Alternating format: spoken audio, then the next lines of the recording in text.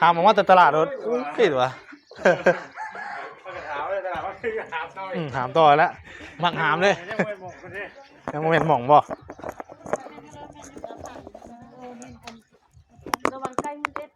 มันจะลมบ่สะพายเนี่ย1 2 3อึ๊บเอาวิมันหักบ่ชอบหมักน้ำเนาะพี่น้องเลยเนาะเพื่อนเดินมาน้ำแบบนี้มาน้ำเอาสิมาสิมาเห็นน้ำมาเลยวะโอ้เนาะโว้ยคิดถึงเติบได้กี่นะบ่าวนี่แหละคุณคิดนะคุณเห็นอยู่ในคลิปเห็นบ่โอ้ยตาตัวจริงแล้วเนาะรอคือเก่าโอ้ยเนาะ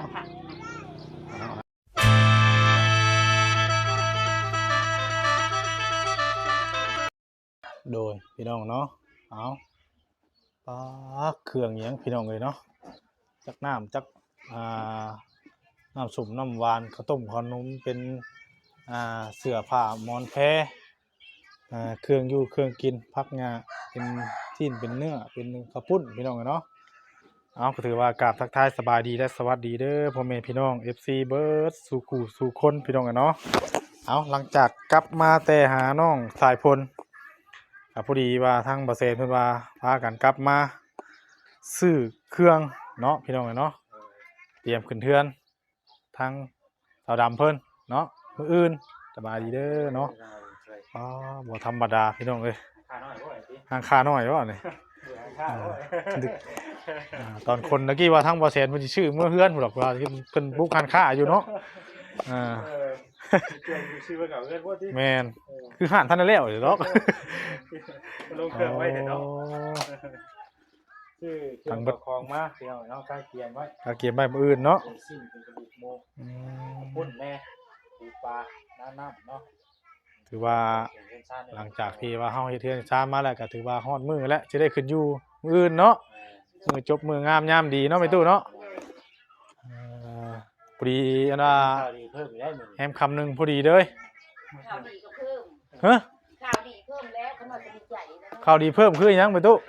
คืออันเพิ่นยังซีมาปูกะโลอีกโอ้ปูกะโลให้อีกบาทนี่ลังกะสิทาซีเพิ่มอีกปูทาซีผู้บาทนี่ยังสิได้เพิ่มอยู่โดยเอาขึ้นก่อนเนาะโดยข่าว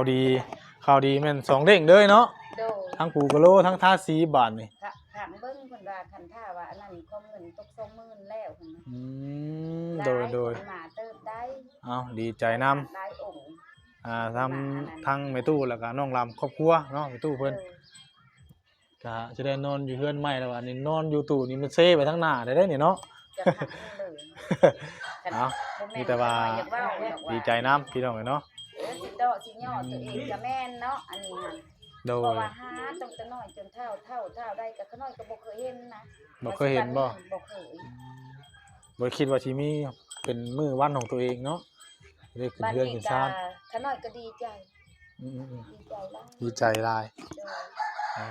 ได้สงสารเมตตาปานีในชีวิตว่าซั่นโดยอยู่มาก็ได้แล้วก็โดยว่าหาเองนี่แม่นว่าตายอยู่ในดินแล้วขน้อยคิดนะอันนี้ก็โอ้ยขน้อยก็มีความหวังโดยโอ้ยโทษเด้อบ่เป็นหยังแม่ตู้มีแต่ว่าแม่ตู้ว่าที่ใดนะจะเก็บข้าวเด้อแม่ตู้พากันเก็บข้าวเด้อไปยันว่าหมู่มายันหยังมาชัดแจงใช่เนาะอันนี้ก็ถือว่ามาส่งเครื่องให้แม่ตู้ฮอดเฮือนฮอดซ่านเรียบร้อยแล้วพี่น้องเนาะสบายดีเด้อทางน้องดำเนาะกลางเต้นโต๊ะตังอยู่แล้วพี่น้องเนาะพ่อตู้วันนี้มียอดยุกบ่อันว่าเนาะ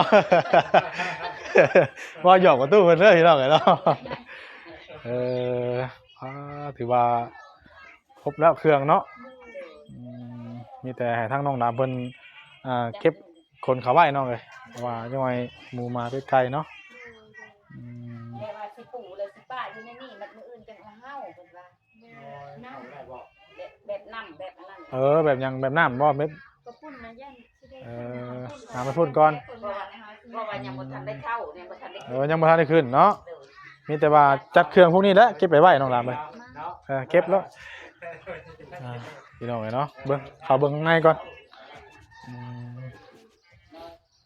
ผู้ข้างในเพิ่นก็เตรียมต้นคูณต้นย่อเนาะเรียบร้อยนี่เนาะเตรียมไว้มื้ออื่นพี่หม้อดินหม้อทองไผเอาไว้ทางไหนน่ะเดี๋ยวจะหามข้าวปุ้น ปลา เนาะ ใช่ป่ะขังไว้ใช่ป่ะนั่นสิเอาไปบอกด้วยแรงเลยพวกเรา ไปทางไหนโค้งพุ่นบ่โค้งบ่ ทำได้ดูแสนถามว่าตลาดให้ตลาดพูด โอ้ยหามออกมาแต่ตลาดรถผิดวะ ก็ถามเลยตลาดว่าคือถามต่อ หามต่อแล้วมักหามเลย ยังไม่บอกคนนี้ ยังบ่เห็นหม่องบ่ ระวังไก่มันเด็ด มันสิลมบ่สะพายนี่ เอายางสวมเลยเนาะ 1 2 3อึ๊บเอาวิมันหักบ่ ฮอดบ่ ชอบ เนาะ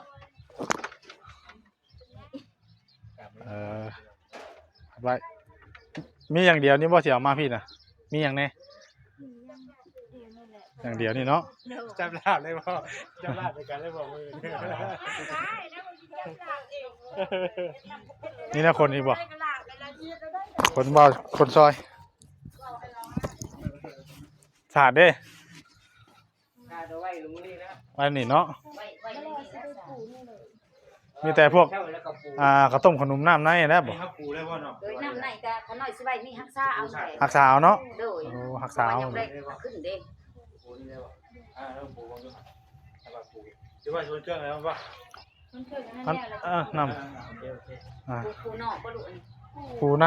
ปูหยาบ ในแล้วก็ถ้ามันเดือดก็นอกก่อน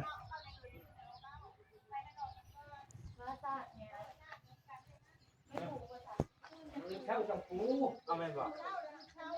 ท่านบ่ล่ะ เอาทานอยู่ประมาณ 2-3 โมงเฮาก็พักกันเฮ็ดแล้วไม่ตู้เนาะ แน่เนาะตกเป็นมือใหม่ ขึ้นพร้อมกันเลยโอ้เอาแล้วแต่เนาะเฮาก็บ่จักได้เฮาก็ จ่าพักกับผมให้กันเนาะ แม่น เอ้าบ่เป็นหยังจ้ะ นี่ เพิ่ แต่ นจัดแจงครับบ่แหละ เพิ่นเอาคนนะบ่ เอามีแต่เอาไว้ มีแต่ให้ทางน้ำเพิ่นจัดหาใส่เนาะ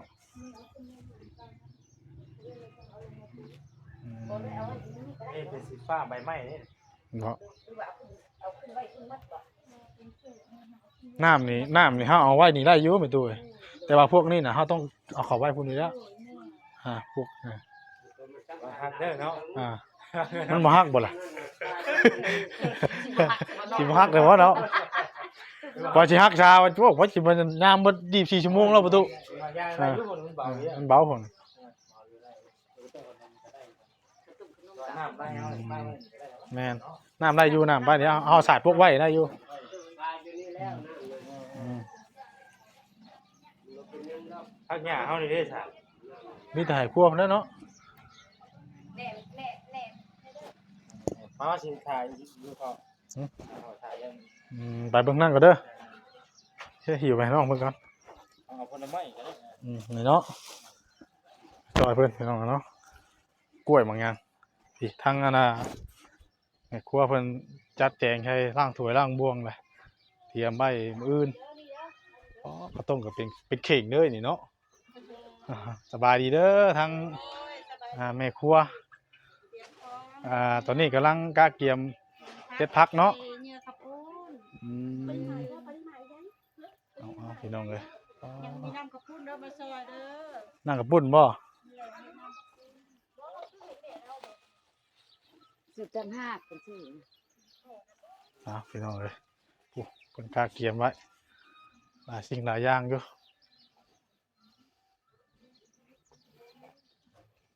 เตรียมขึ้นเฮือนมื้ออื่นเนาะถ่ารุ่นเบิ่งในคลิปมื้ออื่นอีกพี่น้องไงเนาะให้ขึ้นจักโมงเพราะว่าก็ถือว่าเพิ่นหาคนนี่ก็หลายเติบได้พี่น้องไงเนาะบ่อยากว่าเบิดบ้านไปจักไหนเนาะประตู เมื่อแล้วเขียนนี่ เบิดเลย ไปเนาะมาแต่บ้านอ่ะคือว่า เบิดบ้านเนาะสิอ้อบ่พุ่น สิจกว่าจกบ่ ไปพุ่นกับพี่กับน้องเนาะมันโดดโจ้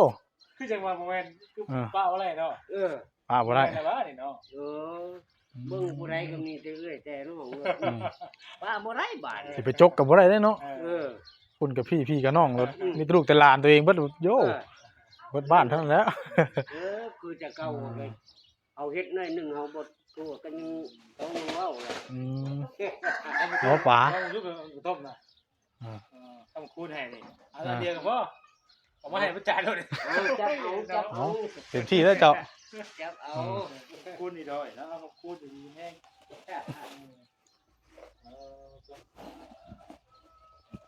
ทางน้องดำเพิ่นกำลังจัด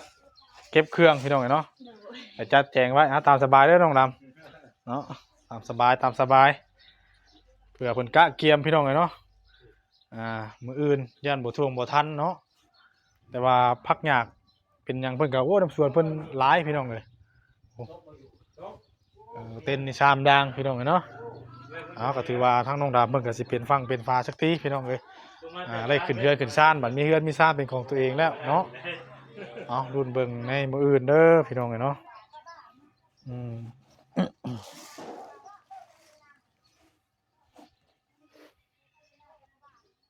แต่ว่าผู้ชายบ่ค่อยเห็นเนาะมีแต่ผู้หญิงเนาะบ่ตุปลุกเต้นเด้ค่ะมีผู้ชายมากลางอยู่บ่ผู้ชายเนาะ ลูกหลานตัวนี้ เอาลูกหลานเนาะซอยกัน อยู่นี่แถวนี้ โดย ไปวนเอาชาบเที่ยว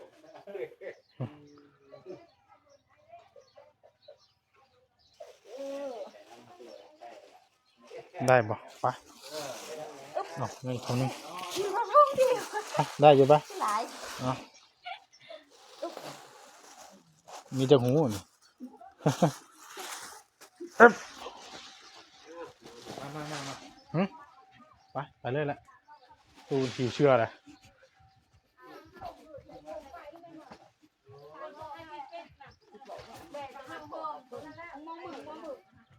บังนี่เนาะอึ๊บ ไปตรงเลยโลดไปตรงนู้น พลัมจัดแจงใส่พี่น้องเลยเนาะ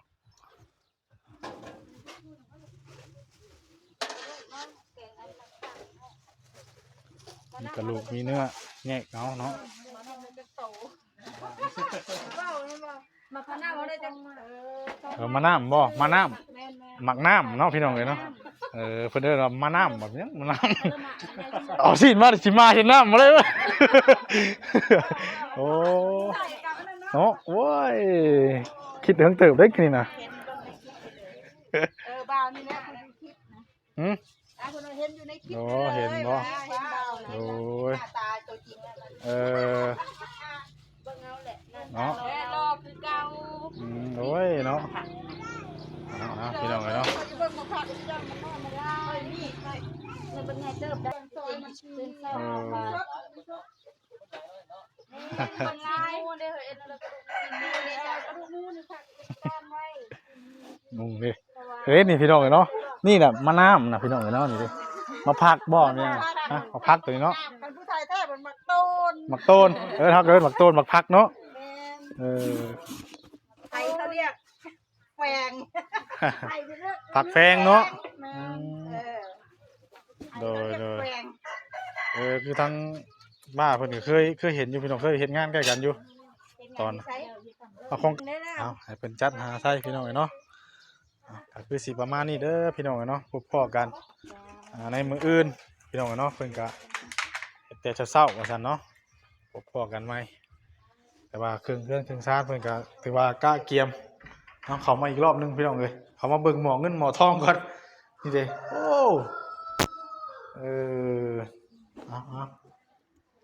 สำหรับคลิปนี้เด้อพี่น้องเนาะถ้าหากมีผิดพลาดประการใดกับขอโทษขออภัย